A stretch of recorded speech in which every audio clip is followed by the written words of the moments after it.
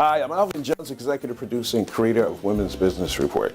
You know, March is Women's History Month, but women make history every day.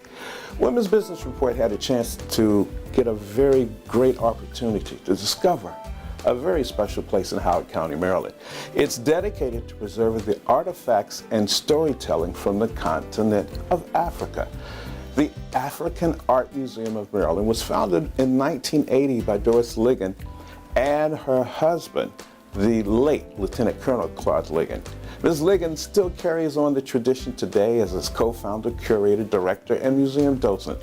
And it's one of only 3 museums of its kind in the United States that's devoted exclusively to the art of Africa. Angela Harris, the host of Women's Business Report, takes us to Columbia, Maryland to discover this very special place and some very powerful women who make it happen. It's an honor and a privilege to have both of you here. I'm really excited and looking forward to talking to you. So let's get started with Ms. Ligon. So Ms. Ligon, talk to us about what inspired you and your late husband to start the museum. Oh, thank you. I'm delighted that you're here. We had talked about starting a museum for 5 years, so it wasn't an overnight thing. And we knew that there needed to be another museum that would talk about the arts of Africa with a vocabulary that would bring people to you. And so after thinking about it and trying other little things and seeing how we could best approach it, one day I just told my husband I'm ready to start it, because he was saying stop talking about doing it and just do it. But nobody tells me what to do. And so I decided that I was ready, and when I told him I was ready, then he immediately called a lawyer and we incorporated it in our home. The need for it was that I could see that there was so much misunderstanding about the continent of Africa. There was so much misinformation about it that once I began to learn the truth, I found that there were a lot of people who also were in the same situation as was I, that they believed what they heard, and all that we heard was very old and it had not been verified. And so I took a course at Howard Community College, and the course was called Art in Man's Culture. There was nothing in the textbook, and the textbook was a thick one. It was called Art, The History of Modern Art by Arneson. There was nothing in that textbook about Africa. And so the professor, whose name was Judy, Professor Judy, went around the room and told everybody, write a paper about any aspect of art that you wanted. And when she got to me, I said, African art. She said, oh, I'm so glad you know about African art. I said, I don't know a thing about African art, except I know that Picasso copied some of the conventions and did not give the people credit for it until late in life. And I said, I'm going to write about it. And the paper was to go in the library, all the papers of Howard Community College, which I hope I never see that paper again, because I had no business writing a paper with a broad subject, not knowing anything about African art, that was called African art. You know, so I learned a lot from that investigation, and the more I learned, the more I needed to know, and found that other people needed to know what I knew. So we came up with a vocabulary. I mentioned it to my husband. You don't mention anything to him that's educational and then change your mind. And so he had called the lawyer, we incorporated, and there we were. Fantastic. So what is unique about this museum? There are other museums. I think you're one of 3 museums in the country that focus on the arts of Africa. But what is unique about this museum that visitors may not find in other museums? We are very small. We are one of 3, as you said, that focus only on the traditional, primarily the traditional arts of Africa. And we have a vocabulary that is geared toward all ages that we use for different age groups as we represent. But we are the only one of those 3 that was started by African Americans. Now that doesn't make us any better, doesn't make us any worse.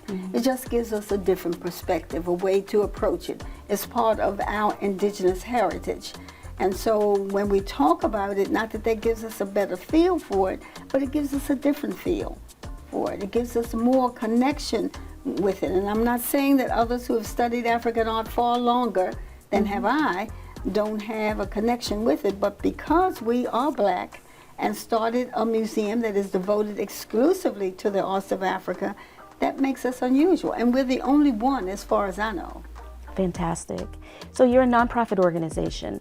What challenges do you face as a nonprofit organization focused on the arts? I'm sure it must be awfully challenging, but tell us about some of the challenges. Thank you. It's one of the most wonderful things I've ever done. Next to my family, I wouldn't want to do anything else.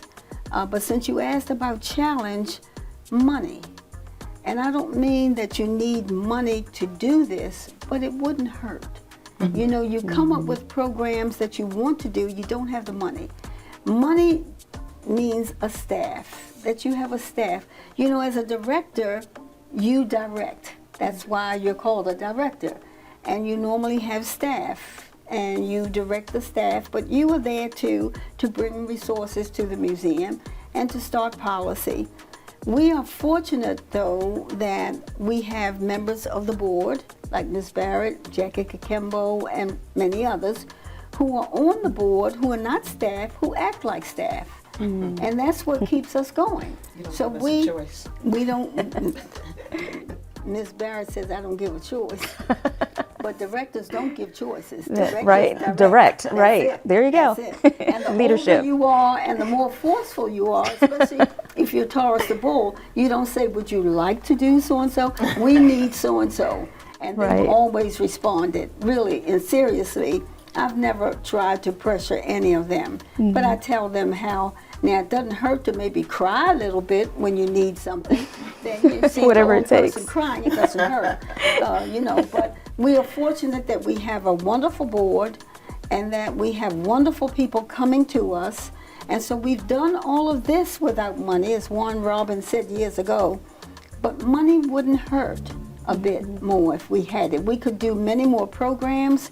We could do so much more if we had more money. But we are held in high regard without it. But I'm not suggesting that people not give us money at all, because there's so many things you can do with it for the benefit of the community. Great. And for the truth about Africa. Yeah, I'm sure a little more money wouldn't hurt any of us, but especially with a nonprofit organization. So I took a look at some statistics, and the latest statistics that I could find showed that leadership from people of color, leadership in museums was around 12%, and that's pretty low. So I'm asking you, what do you think, or what do you do, or what do you think we can all do to help improve that number? Education is the answer. If it was made available, the information to young people, that there are positions in museums you need to be qualified for. Times have changed. When I was young and I said I wanted to be an interior designer, they said, well, there's no need in your thinking about that, it won't work. But times have somewhat changed. And I think if more people knew about many positions that are available in museums, they would then see the interest that they have being fulfilled. All you have to do is to be qualified for it and to have an interest in it. Now, you might not make a whole lot of money, so you do have a choice. You know, do you want to pursue your goal that doesn't give you a lot of money, or would you be satisfied with making less money if you're satisfied, if you're happy in what you're doing? But I think if more people knew about the opportunities that exist and what the qualifications are, then I think more young people would be interested in going into museums. Times have changed, and I think that all they have to do is to be encouraged to come in and make a difference. Fantastic. Well, yeah, there's a lot to be said about following your passions. And what's the saying is, if you follow your passion, you don't work a day in your life. That is very real. So doing what you love, there's a lot of benefit to that. So this year you are celebrating 42 years at the museum. So what's next for the museum? What does the future hold? We want to be as big as the Louvre. Fantastic. We want to be as big as the Louvre. We've said that for the past 30 years. And I'll tell you this, I don't mean structure-wise. We want to make as big an impression. We want to be as important, not as important. We want people to have, we want to have the influence that the Louvre has. Once people know about the Louvre, you know, we don't have to be as big as the Louvre, but I think in some ways we're well on our way to that, because a lot of people we've met know more now about the masks and other art objects that are called traditional. They know the truth about Africa, not just because of us, but because times have changed and more honesty and more truth is coming out about the continent. And so people who used to sometimes investigate and would give some information maybe didn't have all of the information, or they were looking at it from another perspective. But more accurate information is coming out now. And I think that with that, more people will look at the continent differently. And you will find that it's going to be, with the young people, they have a different attitude. I'm not saying that the old people, you know, don't. But I think that everybody knows more things that are positive about Africa now than before. And that's what I hope will happen. The museum can be as small as this one. Right. But if you have the right tools, you have the right people, you have the right attitude, you can be as effective as the Louvre. Fantastic. Tell us about one or two of your favorite exhibits here. One or two of the pieces, you mean? The pieces, yeah. Well, they're all, I can't say what is my favorite, but one of the pieces that we have is completely out of the ordinary, and nobody but my grandson, who was 3 going on 4 at the time, ever just stood and said what it was. And it's the mask from the Chewa people in Malawi.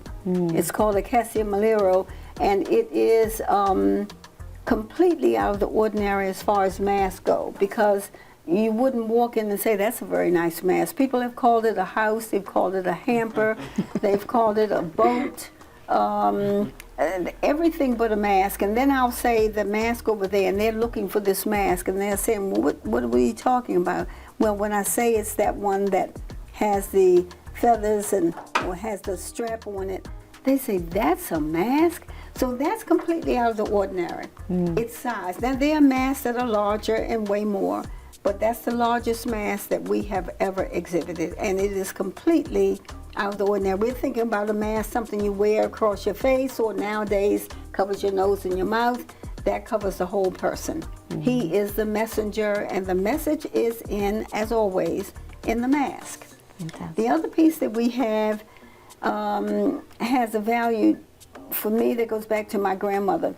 It's the chair that comes from the people of Liberia. It was called a grandfather's chair. Now, my grandmother was a grandmother and did not have a special chair, but the power that that person had who sat in that chair, my grandmother had that kind of special quiet power. And she had that kind of influence over me. And I'm Taurus the bull, an only child, the only grandchild in the house for 5 years. I think I ruled that house. I wish I had some of that power now. But that represents the grandfather sat in that chair. He was privileged to sit, and it was his wisdom that allowed him, and his age that went with his wisdom, that allowed him to sit in that chair. Well, my grandmother had that kind of wisdom. And had there been a chair for grandmothers, she would have had one. So that chair from the area of Liberia, is one of my favorites, and it's a personal piece of ours that we have put on loan to the museum. Fantastic. Ms. Barrett, you're an educator, and I understand that you've taught everything from K through 12 to college level courses. In your opinion, why is it important for us to continue to teach this African culture and art? So that it can live on.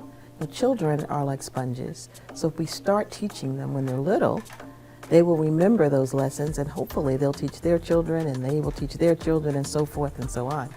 So I think it's important so that we will be remembered. You know, we, the older generation, will die off, but we hope as we live that we've taught our children and grandchildren and others to respect the culture and to believe in the culture and to carry it on throughout their lives. So if we don't teach it, they won't know it. So it's our responsibility to make sure that we ingrain the importance of African American history into them so that they'll know from whence they came.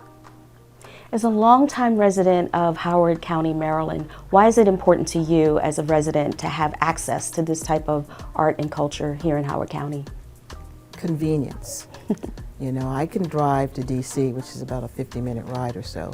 However, having it in my back door, I am more incented to come and to participate and to share and to give what resources I can monetarily so that it will be here for others to appreciate. As a board member, you have firsthand knowledge of the challenges that the museum has. What, in your opinion, are the resources that are most needed for this museum and museums like it to survive? I think Mrs. Ligon said it all. Finances, money. Now, we talk about money a lot, but nothing survives without resources or money. So our responsibility as board members pretty much run twofold: to help bring in financial resources as we can, you know, through asking questions, asking friends, asking family members, or asking anybody who listens sometimes. But we also need to be appreciated. I think that things we appreciate, we work for. So this museum, I'm saying so, has been here for 42 years, and I think I am probably, if not the longest standing board member, among the longest standing, because I think I started back maybe 40 years ago, almost, very early on. So I've been in and out, and Mrs. Ligon won't let me die away, so and every time I leave, she calls me back. So I guess I'm making some kind of contribution that's substantial, not just monetarily, but I love this place, I really do. And I have influenced some of the community members whom I know, who are they are basically in influence, to participate and to help and to spread the word and to make sure that when money is being divided, you know, where the higher ups are talking, that they mention the African Art Museum of Maryland. Great. Well, I'm going to ask this last question to both of you. You're both really successful entrepreneurs in your own right. What advice do you give to young women, or women of any age actually, because you can start a business at any age? What advice do you give to women who are interested in starting a business of any type? I know there are many challenges, so what's the best advice that you give? So maybe we'll start with you, Miss Barrett, and we'll let Miss Ligon have the last word on that. So I'll give the short answer. Have passion and believe in whatever it is you want to do. Whether it's a daycare center, whether it's a museum, whether it's driving the fastest car, you know, in the NASCAR race, do it well, believe in it, and just do it. great. And what about you, Miss Ligon? What advice do you give? I agree completely with Miss Barrett. It's hard work. Anything too easy, you know, you might not want to spend your time with that. I mean, you do that on the side. But don't expect that any business that you start is going to be necessarily that successful overnight, and that it won't remain successful unless you work hard at it. So you got to be really serious about it. You made a commitment, you've taken the state's money or the county's money or somebody's money, you owe something back from that. And so you expect to work hard, and you expect to demonstrate integrity and believability and show the people that you are doing the absolute best that you possibly can. And then people will come to you. Once they see that you're serious, they'll come to you. That's not the time to slack up, because my grandmother always said, you strive for perfection. You will never reach it. But you never strive for anything less than that. You know, this is good enough. That's not good enough. You strive for perfection. You'll never reach it, but you keep striving for it. And as long as you strive for it, there will be people who will come to your aid, and you will be delighted and grateful for their appreciation, and that will cause you and encourage you to work harder.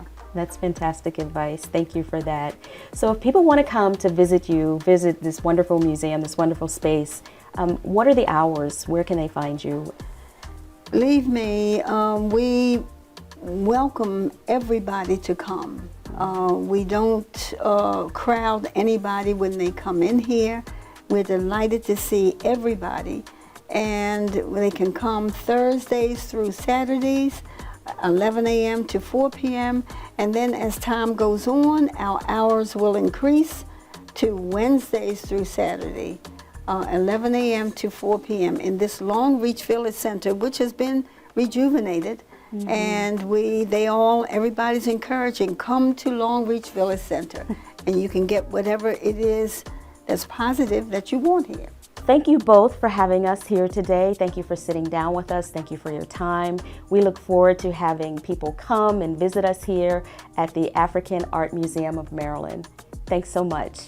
And thank you. I hope you enjoyed our piece on the African Art Museum of Maryland. And I got to tell you, when we went to shoot it, I was just totally amazed by everything that's there. I didn't get a chance to see it all, so you know I'm going back. And since I'm being honest, actually about a month ago, I didn't even know this location existed, but now I do. So if you'd like to know more information, if you'd like to tell your friends, if you'd like to support it, here's how you do it.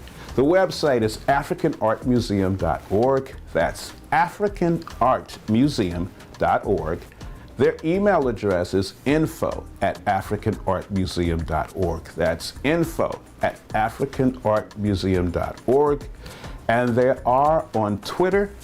It's African Art MM, like Museum of Maryland. That's African Art MM. And if you want to give them a phone call, the phone number is 410-740-7411. That's 410-740-7411. I'd like to thank our hostess with the mostest, Angela Harris. She's the one that brought this interview to life. And actually, she produced this piece, so she did a great job with it. And speaking of great jobs, I'd like to thank our director of photography, that's Nathan Ochole. He made sure that the great visuals came to life. And me, as executive producer and creator, I just sat back and watched them do the magic and got out of the way. I do that a lot, just get out of the way and let the people who know what they're doing do their thing. So, on behalf of Women's Business Report, one of the easier websites for us is WBRTV.us. That's WBRTV.us. That'll take you right to the Women's Business Report website. It's a little easier to remember. And our Twitter address is WomenBUS, as in business. WomenBUS, and of course, Women's Business Report for Facebook and also for Instagram. For Women's Business Report, I'm Alvin Jones, wishing you a happy Women's History Month.